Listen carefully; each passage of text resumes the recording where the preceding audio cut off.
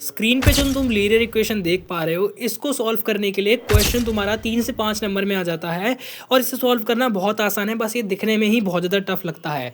और पेपर में तुम्हें ऐसे बोल दिया जाता है कि किसी भी मेथड से कर सकते हो, पर अगर आता भी है स्पेसिफिक मेथड से तो मोस्टली हर कोई एलिमिनेशन मेथड ही बताता है।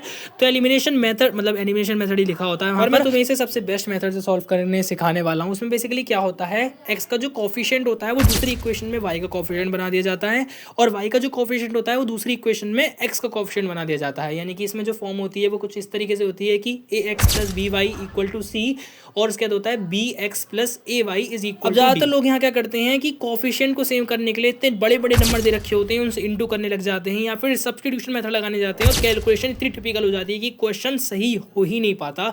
बेस्ट वे क्या है, इन दोनों इक्वेशन को पहले ऐड करो और फिर इन दोनों ही इक्वेशन को सब्ट्रैक्ट करो और उसके बाद कॉमन निकलेंगे ऐसे कि वो बहुत ही सिंपल बना देंगे। इक्वेशन को सॉल्व करके ट्राई करो, तुम्हें खुद इक्वेशन इजी निकल जाएंगी। और ऐड और माइनस करने के बाद तुम्हारे पास एक्स प्लस वाई और एक्स माइनस वाई की फॉर्म में इक्वेशंस बचती हैं, तो तुम खुद ही समझ जाओ कि कितना इजी बन जाएगा क्वेश्चन। बस तुम्हें क्या करना है, सबसे पहले दोनों इक्वेशंस को ऐड करना है, इक्वेशन बनेगी उससे एक नई, वो इक्वेशन अपने मन में रख लेनी है यानी लिख लेनी है और उन्हीं दोनों इक्वेशंस को सब्ट्रैक्ट कर लेना है। ऐसी दूसरी इक्वेशन बन जाएगी, कॉमन निकाल लेना, बस ये मत भूलना।